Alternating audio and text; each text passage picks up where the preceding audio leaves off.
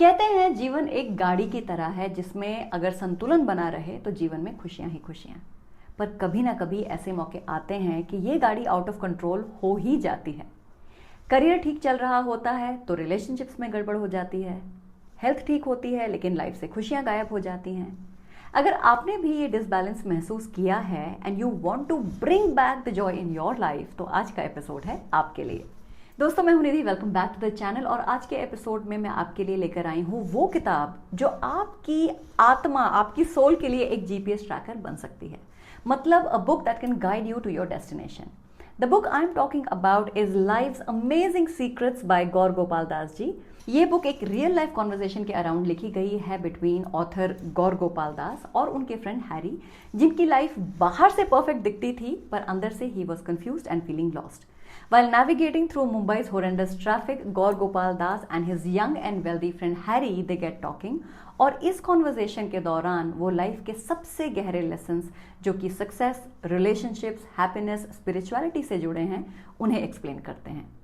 गौर गोपाल दास एक Indian monk, in fact one of the most loved and widely followed monks of our times हैं, motivational speaker और former electrical engineer हैं। He is the member of the International Society for Krishna Consciousness, जिसे हम popularly ISKCON के नाम से भी जानते हैं। His book is about 208 pages. Book के पब्लिशर हैं penguin Ananda. This book is a national bestseller and has already sold over 250,000 copies. The central idea of the book is finding balance and purpose in life. Book का tone casual है, मतलब you will feel that you are talking to a friend, but the wisdom is really deep. तो चलिए शुरू करते हैं आज का episode to learn the key lessons from life's amazing secrets. According to the book, जीवन एक गाड़ी की तरह है जिसके 4 पहिए हैं। जैसे एक भी पहिए के खराब होने से गाड़ी हिलने लगती है, वैसे ही अगर जीवन की गाड़ी के पहिए वीक हो जाएं या फिर डिस्फंक्शनल हो जाएं तो जिंदगी भी हिलने लगती है। I am sure at this point आप सोच रहे होंगे कि वो 4 पहिए कौन से हैं।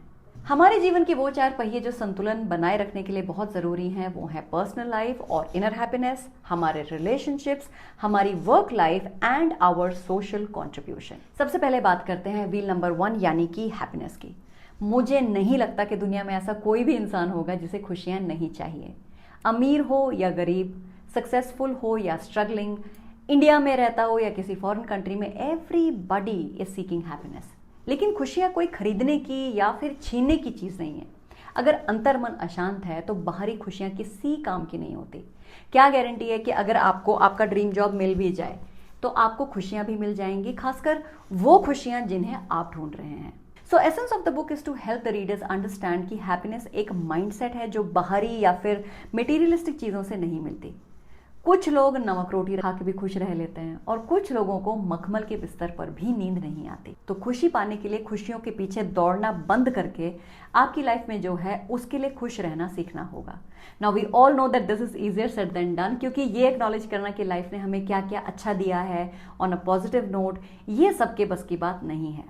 ग्रैटिट्यूड या फिर परमात्मा का शुक्र करना एक हैबिट है, and like any other habit one has to practise it to inculcate it in our thought process. इसलिए क्या नहीं है उसका रोना छोड़कर क्या है उस पर फोकस कीजिए। Develop a sense of gratitude for what life has blessed us with, और आगे क्या होगा या फिर पीछे क्या हुआ उसका सोचकर दिमाग खराब करने के बजाय प्रेजेंट में जीना सीखना होगा। This is the key to balancing the first wheel which is personal life और इनर हैप्पीनेस। व्हील नंबर 2 वो है जिसकी कॉम्प्लिकेशन हम सब ने महसूस करी है, एंड दैट इज रिलेशनशिप्स। हमने रिश्तों से क्या एक्सपेक्ट किया था और हमें क्या मिला, सारी कहानी इस गैप के बारे में है। और ये गैप दिन ब दिन बढ़ता जा रहा है because of the fast pace life that we are living in. आज के दौर में हम लोगों से कनेक्ट करने के लिए नहीं बल्कि कहीं ना कहीं उन्हें इम्प्रेस करने के लिए रिश्ता बना रहे हैं, बिना इस डिटेल पर टाइम स्पेंड किए कि सामने वाला कैसा इंसान है। We prioritise how people look, what they have and what can we get out of them.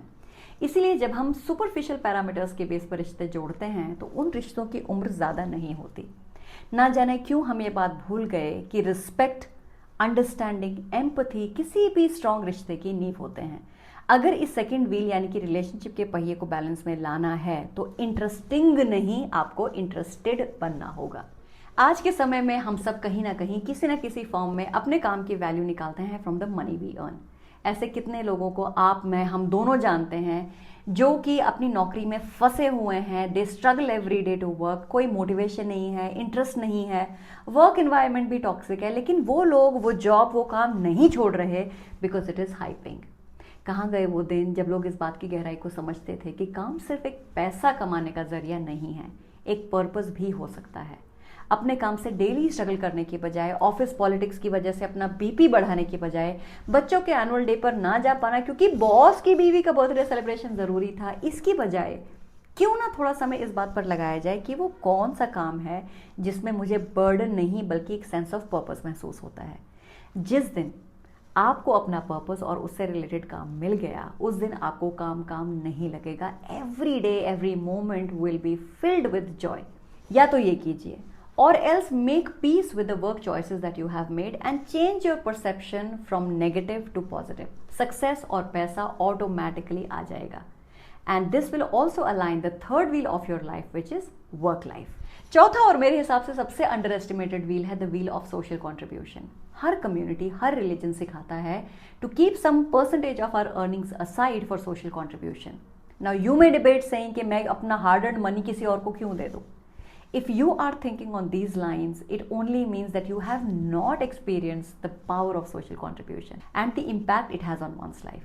Experience करके देखना, social contribution से जो खुशी, sense of purpose और fulfillment मिलता है ना, वो दुनिया की कोई भी दौलत नहीं खरीद सकती। जब हम बिना किसी एक्सपेक्टेशन के किसी के लिए कुछ करते हैं ना, तो उसका आनंद कुछ और ही होता है। When you contribute to social causes, you not only contribute to building a stronger society, a stronger nation, but also work towards balancing the fourth wheel of your life. तो अगर आप जीवन की गाड़ी के इन 4 पहियों में यानी कि inner happiness, relationships, work life और सोशल कंट्रीब्यूशन में बैलेंस बनाकर चलोगे तो सफर सुहाना होने से कोई नहीं रोक सकता। इस किताब की एक लाइन जो मेरे दिल को छू गई and is going to stay with me for a very long time is stop going through life, start growing through life. है ना powerful? As a bonus lesson Gaur Gopal Das बार बार कहते हैं पॉज, रिफ्लेक्ट, इम्प्रूव। मैंने तो ये मंत्र अपने वर्क स्टेशन पर लिख लिया है, आप भी कहीं लिख लो जहां से आप बार बार इसे देख सको and it helps you recalibrate life when ever needed. तो दोस्तों आज के लिए बस इतना ही।